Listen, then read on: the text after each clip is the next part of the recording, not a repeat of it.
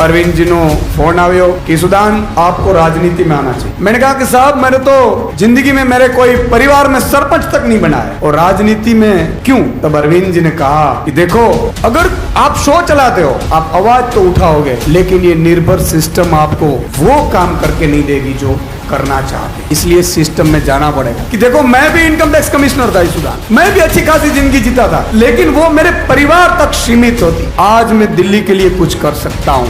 अरविंद जी ने कहा कि देखो अगर मैं राजनीति में नहीं आता तो आप मुझे बताओ कि क्या दिल्ली की अच्छी स्कूलें होती। और तब मैंने तय किया मैं राजनीति करूंगा।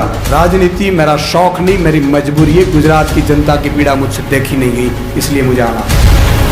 पत्रकारिता की तब भी मैं मुद्दों की पत्रकारिता करता, किसानों की आवाज बनने की कोशिश, बेरोजगारों की आवाज बनने की कोशिश, महिलाओं की जिस तरह से सुरक्षा व्यवस्था है उसकी आवाज बनने की कोशिश की, श्रमिक मजदूरों की आवाज बनने की कोशिश। मुझसे जितना हो पाता था मैंने किया, लेकिन एक लक्ष्मण रेखा होती है, आप वहां न्यूज चला सकते हैं, ऑर्डर नहीं कर सकते। और सिस्टम इतना सड़ा हुआ है कि सिस्टम को साफ करने के लिए, गंदगी साफ करने के लिए आपको गंदगी में उतरना पड़ता है।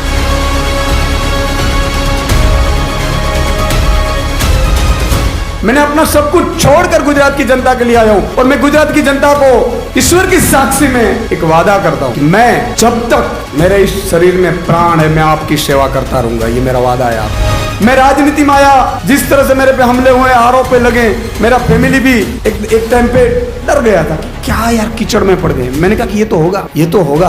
अगर भगत सिंह, राजगुरु, सुखदेव ये बोलते कि नहीं नहीं ये तो चलेगा, तो आज देश के लिए जो आग लगनी चाहिए वो आग नहीं है। महात्मा गांधी अगर सोचते कि मैं तो साउथ अफ्रीका में अच्छा खासा कमा रहा हूँ, मुझे इंडिया जाकर क्या करना है, सब गुलाम है, सालों से चलता आ रहा है, तो शायद देश आजाद तो होता लेकिन लेट हो। अगर आम आदमी की सरकार बनती है तो 6.5 करोड़ जनता मुख्यमंत्री की शपथ लेगी, ये गारंटी लेगी।